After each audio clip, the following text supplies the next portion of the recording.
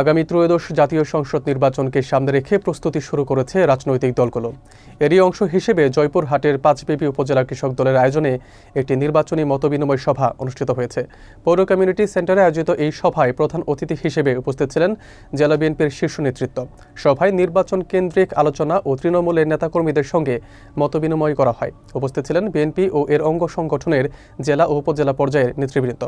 বিস্তারিত থাকছে আব্দুল কাইয়ুমের প্রতিবেদনে। আগামী ত্রয়োদশ জাতীয় সংসদ নির্বাচনকে সামনে রেখে জয়পুরহাটের পাঁচবিবিতে নির্বাচনী মতবিনিময় সভা অনুষ্ঠিত হয়েছে। গতকাল পৌর কমিউনিটি সেন্টারে উপজেলা কৃষক দলের আয়োজনে এই সভা সম্পন্ন হয়।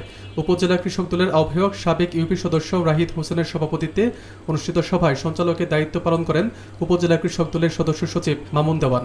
উক্ত মতবিনিময় সভায় প্রধান অতিথি হিসেবে বক্তব্য রাখেন জয়পুরহাট জেলা বিএনপির আহ্বায়ক গুলজার হোসেন। এ সময় বিশেষ অতিথি হিসেবে আরও বক্তব্য রাখেন জেলা বিএনপির সিনিয়র যুগ্ম আহ্বায়ক মাসুদ রানা প্রধান, জেলা কৃষক দলের আহ্বায়ক সেলিম রেজা ডিউক, উপজেলা বিএনপির সভাপতি আলহাজ সাইফুল ইসলাম ডালিম, জেলা কৃষক দলের সদস্য সচিব মঞ্জুরে মৌলা পলাশ, পৌর বিএনপির আহ্বায়ক আলহাজ আবু হাসনাত মন্ডল হেলাল, বাংলাদেশ জাতীয়তাবাদী মুক্তিযোদ্ধা দল কেন্দ্রীয় কমিটির সহসভাপতি আলহাজ জহুরুল আলম তরফদার রূপু, উপজেলা বিএনপির সাধারণ সম্পাদক আব্দুল মান্নান চৌধুরী সহ অন্যান্য নেতৃবৃন্দ। সভায় নির্বাচনের বিভিন্ন দিক নিয়ে আলোচনা করা হয় এবং বিএনপি ও অঙ্গ সংগঠনের জেলা, উপজেলা ও পৌর পর্যায়ের অসংখ্য নেতাকর্মী উপস্থিত ছিলেন। শৃঙ্খল পদে থাকতে চায় জিয়াউর রহমানের দল, খালেদা জিয়ার দল, তারেক রহমানের দল, সেই দলে বিশৃঙ্খলা হতে পারে না। কারণ আমরা তো একটি দলে করি, আমার জামাত নয় তো, কথা এবং ভাষা ভিন্ন হতে পারে।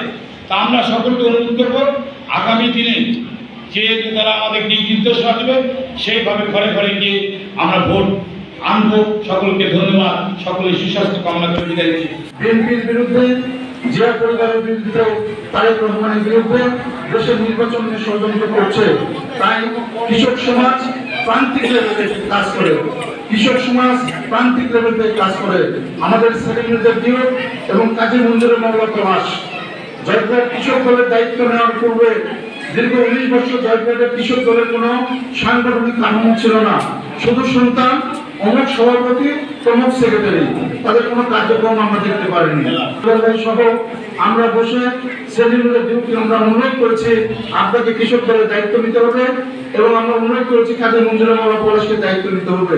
যখন সাংগঠনিক টিম জয়পুরহাটের কৃষক দল কমিটি গঠন করার জন্য আসে, তখন নতুন করে গর্তে ঢুকে থাকা কিছু মানুষ বের হয়ে এসেছিল কৃষক দল করার জন্য।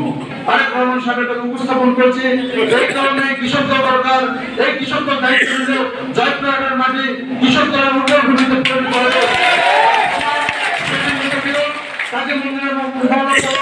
জয়পুরহাটের প্রত্যেকটি ইউনিয়ন, প্রত্যেকটি থানা, প্রত্যেকটি ওয়ার্ডে তারা বিচরণ করেছে, কৃষকদের বিভিন্ন জায়গায় কাজ করেছে। আজকে কৃষক দলের যে আরো মুখ দেখেছে, এই জন্য জয়পুরহাট জেলা বিএনপির পক্ষ থেকে, আমার ব্যক্তিগত পক্ষ থেকে আন্তরিক অভিনন্দন এবং শুভেচ্ছা জানাই।